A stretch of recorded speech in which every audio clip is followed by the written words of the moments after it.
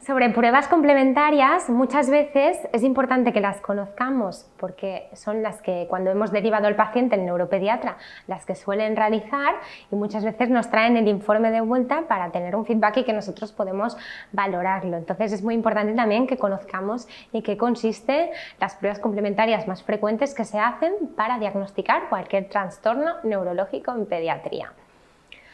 Sí que es verdad que nosotros no las vamos a prescribir como tal, al menos yo, como tengo un neuropediatra de confianza, pues yo cuando sospecho de que hay algo de base, yo le explico normalmente el caso, le hago un informe o hablo con él y él es el profesional que decide en cada caso, después de una valoración, la prueba que va a solicitar para confirmar el diagnóstico que tenga, que se puede parecer al que yo pensaba o no, muchas veces es tan extenso el campo que también dos patologías se pueden parecer mucho y nos podemos equivocar también con facilidad.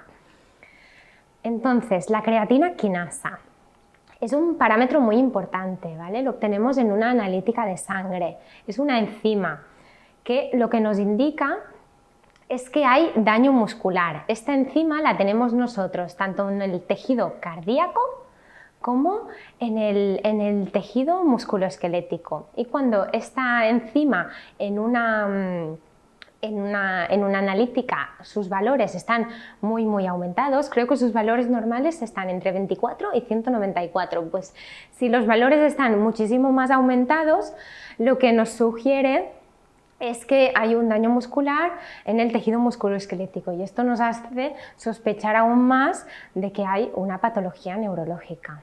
Y también, así como para que lo conozcáis, como también os he dicho que es una enzima que se encuentra en el tejido cardíaco, para que sepáis, es algo que es una prueba que se solicita mucho en urgencias cuando sospechamos que hay un paciente que puede tener un infarto de miocardio y también su aumento de estas enzimas en una analítica con un paciente ante esta sospecha también nos hace indicar, pues esto, confirmar un diagnóstico, prevenir un posible infarto. Y para que os acordéis un poco de esta palabra, creatina quinasa, pues yo siempre os digo que las siglas CK, pues a mí me recuerdan a la marca Calvin Klein, entonces así siempre os podéis acordar un poquito de esta palabra creatina quinasa en patología neurológica. A ver si os sirve el truco. ¿Qué más pruebas se solicitan? Porque siempre una creatina quinasa nos puede confirmar nuestra sospecha, pero nunca es diagnóstica 100%. Entonces, siempre se solicitan más pruebas. ¿Qué más pruebas puede solicitar el neuropediatra para confirmar esta patología neurológica? Pues podría ser una electroneurografía o una electromiografía. La electroneurografía lo que estudia es el nervio, en cambio la electromiografía estudia el músculo, ¿vale? Esto la palabra ya lo diferencia. Y con la electroneurografía lo que haremos es un estudio de estos nervios sensitivo y motores, es decir, pueden ser sensitivo-motores o mixtos, y que a través de estímulos eléctricos en su recorrido por la piel, es decir, se reciben estímulos eléctricos en el recorrido del nervio por la piel. ¿Vale? Y así podemos estudiar la respuesta que obtenemos del nervio ante este estímulo eléctrico que le damos. En cambio, la electromiografía es una prueba un poquito más invasiva, diríamos que mínimamente invasiva, que a través de un electrodo en forma de aguja, lo que hacemos es darle un potencial eléctrico provocando una despolarización de la membrana muscular, de la membrana del músculo, para poder estudiar el músculo. Es decir, que lo que haríamos es estudiar los potenciales eléctricos que se generan por la despolarización de la membrana de la fibra muscular para poder estudiar específicamente el músculo. ¿Vale? Es un poco complejo, pero sería esto: uno estudia los potenciales y la otra estudia el trayecto del nervio a través de estímulos eléctricos. Luego también muchas veces se requieren resonancias magnéticas nucleares cerebrales o de columna vertebral, que también dan mucha información y descartan muchas veces no solo para confirmar diagnóstico, sino para hacer un diagnóstico diferencial y descartar otra patología. Y sobre todo una prueba que confirma mucho el diagnóstico sería una biopsia o del nervio o del músculo, ¿vale? Y luego análisis genéticos si estamos pensando que puede ser a consecuencia de algún síndrome u otra patología que tenga el paciente y queramos pues confirmar un tipo de síndrome. El objetivo del tratamiento, pues esto es muy importante. Siempre nuestro objetivo tiene que ser un pie plantígrado y tenemos que intentar garantizar que el paciente pueda usar un calzado adecuado, ¿no? Este es nuestro objetivo. Y prevenir, corregir, si podemos, y estabilizar estas articulaciones que están sufriendo.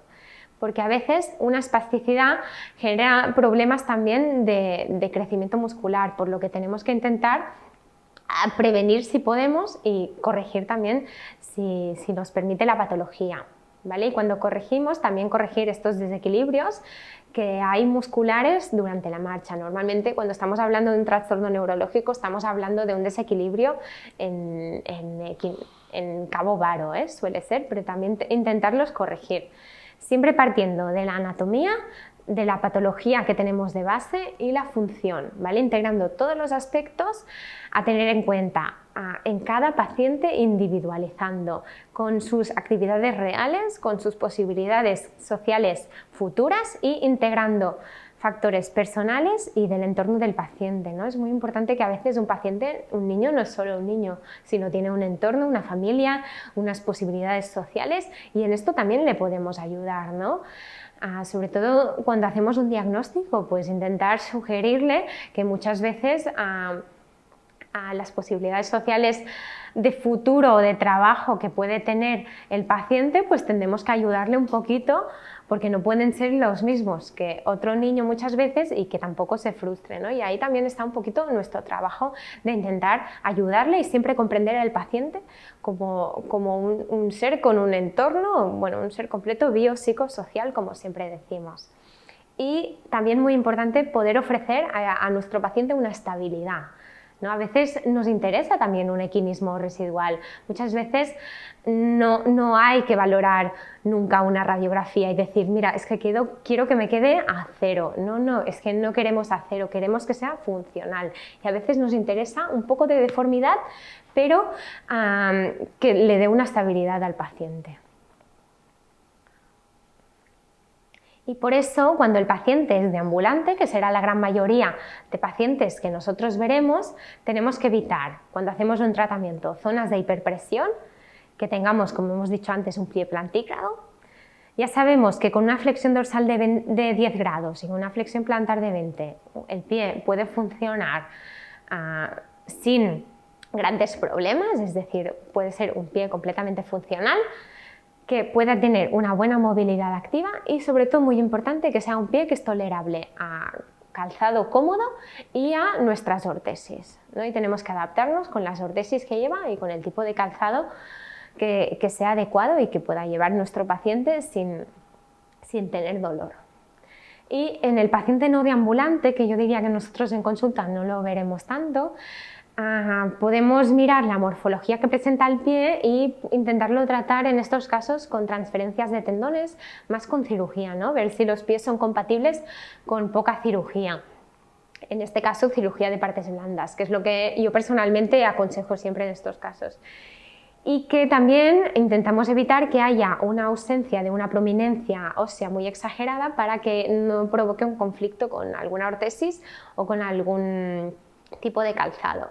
Y siempre individualizar cada paciente, ¿no? Una cosa es lo que podemos ver a un paciente aquí, ¿no? Que le queramos ayudar y hacer un tratamiento, un paciente que, como estamos diciendo, no camina, es un no deambulante, y también, como veis en las fotos, son pacientes que yo he visto cuando he ido a países en desarrollo. Entonces, en estos sitios el paciente no va a caminar, es mejor no tocar, porque a veces podemos intentar someter a este paciente, por ejemplo, con esta grave escoliosis o con esta asimetría en los pies equinovaros a una cirugía y puede tener complicaciones por la propia cirugía, infecciones, cuando el paciente igualmente no iba a caminar, ¿no? Entonces es muy importante individualizar cada caso y si no le va a cambiar la vida en ningún aspecto, pues igual es mejor no tocar, porque el paciente igualmente, por la patología que tiene de base, no va a caminar. Entonces es muy importante, aquí es diferente porque estamos en el tercer mundo y tú igual con una patología tan exagerada pues no solemos presentarla, no es común, no vemos gente por la calle con los pies equinovaros sin tratar como en otros países. Entonces aquí sí que se podría hacer alguna cosa, pero en sitios sobre todo de cooperación o de países en desarrollo mi consejo es no tocar. Entonces, principales tipos de marcha neurológica. Lo he clasificado en 8 tipos principales, ¿vale? Algunos nos vamos a hablar un poquito más detenidamente y otros los vamos simplemente a nombrar porque no son tan comunes en pediatría, ¿vale? Y esta imagen también siempre la pone el doctor Nacimiento en sus conferencias y lo que al final es la realidad, ¿no? Cada día hay nuevas enfermedades neuromusculares en pediatría, cada día hay nuevas patologías descritas, nuevos síndromes descritos, por lo que es algo que estamos en constante aprendizaje y cada día hay novedades y tenemos que estar siempre formándonos, sobre todo nosotros que estamos siempre con pacientes para garantizar un mejor tratamiento de nuestros pacientes. Para empezar, la marcha hemiparética, ¿no? Nos indica una lesión de la vía piramidal. Normalmente, como estamos hablando de una hemiparesis, encontramos un brazo afectado que permanece siempre pegado al cuerpo, un poquito en semiflexión. ¿Qué veremos nosotros en la exploración? Pues aumento del tono muscular, ¿vale? Una hipertonía en este caso sería un tipo de espasticidad, una hiperreflexia, una respuesta aumentada a estos reflejos, con un signo de Babinski positivo y una respuesta muchas veces de tipo de clonus. No solo hiperreflexia, sino también vemos clonus, estas contracciones involuntarias y rítmicas. El diagnóstico principalmente suele ser clínico, ¿no? Porque en la mayor parte de los casos es bastante aparente, ¿no? Lo podemos diagnosticar simplemente clínicamente con el tipo de marcha, pero la resonancia magnética lo que nos hará en el cerebro nos confirmará que hay una lesión cerebral subyacente y esto nos confirmará nuestro diagnóstico. Y en el caso de la hemiparesis, sea derecha o izquierda, puede tener un predominio braquial o crural.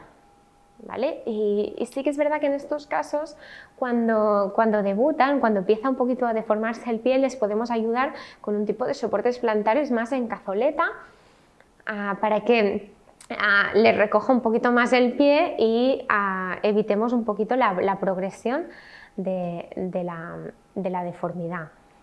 Y este es un caso que realmente me vino hace menos de un mes en consulta, me lo derivaba otro compañero podólogo y lo que me decía es que la niña en una cuestión de 5 o 6 meses, es decir, es un proceso agudo muy rápido, su pie izquierdo ha cambiado, es decir, ha ido en posición equinovaro, es decir, como si tuviera un pie equinovaro pues adquirido, ¿no? En un proceso de 6 meses.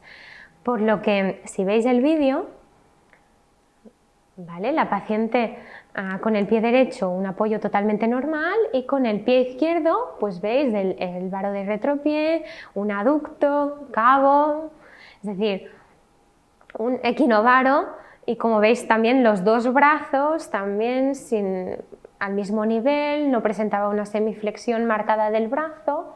Y sí que es verdad que en este caso la paciente tenía signos de prematuridad, pero no era sugerente de una marcha hemiparética que también suelen tener este debut así más agudo o subagudo. Por lo que yo lo que hice fue hablar con el neuropediatra y lo valoraron como algo urgente. Claro, cuando tienes una fluidez con el profesional, pues también si tú le dices que parece algo más agudo, que hay que valorar rápido, también es importante porque él puede agilizar también este proceso, esta derivación y esto también nos ayuda. Y en este caso, esta niña que tiene 5 años y en 6 meses su pie se había deformado así, yo le estuve mirando también a la extremidad superior, no tenía ningún tipo de afectación, escribía su nombre con ambas manos, dibujaba, en el colegio le pregunté a la madre y no tenía ningún tipo de problema, simplemente era cuando ella corría, cuando ella caminaba, que el pie se le iba, pero a ningún otro nivel habían sospechado de ningún otro problema, ni afectación, ni nada. ¿Qué pasó? Pues claro, ante esto sí que es verdad que yo pensé, pues será algo más distal, ¿no? De lo que os decía, de algo más del sistema nervioso periférico que haya debutado ahora, más de modo agudo, y haya hecho esta deformidad a esta niña. Pero cuando la vio, sí que es verdad que me dijo que era un tipo de hemiparesia espástica poco común, de predominio crural, es decir, esta niña no tenía prácticamente afectación en los brazos, que por esto, o al menos de momento, no nos confundía con... nos confundía un poco con otro tipo de patología y no nos hacía sospechar tanto de una marcha hemiparética clásica. Y sí que vieron que en la resonancia magnética de cerebro había una pequeña mancha. Claro, lo difícil es explicarle a la madre que en lugar de una lesión en el pie, como ella veía, la niña presenta una lesión en el cerebro, ¿no?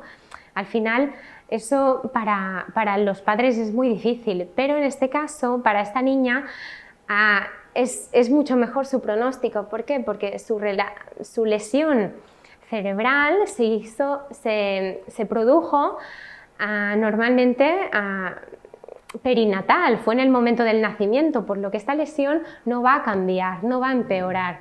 Por lo que si el pie ahora lo tratamos con alguna cirugía, como la lesión tampoco va a empeorar, el pie no va a cambiar. Por lo que esta patología, si la tratamos con algún tipo de cirugía de partes blandas, se corregirá y se quedará así y no tendrá mal pronóstico, ni irá peor, ni tiene por qué tampoco tener ninguna afectación en el brazo que sea más evidente. Y en este caso, como es el brazo izquierdo y lo usa menos, la verdad que ella es diestra, escribía con la derecha y todo con la derecha, pues era muy poco apreciable y la niña solo se sentía limitada por el propio pie, y por lo cual en este caso hay un buen pronóstico con una cirugía.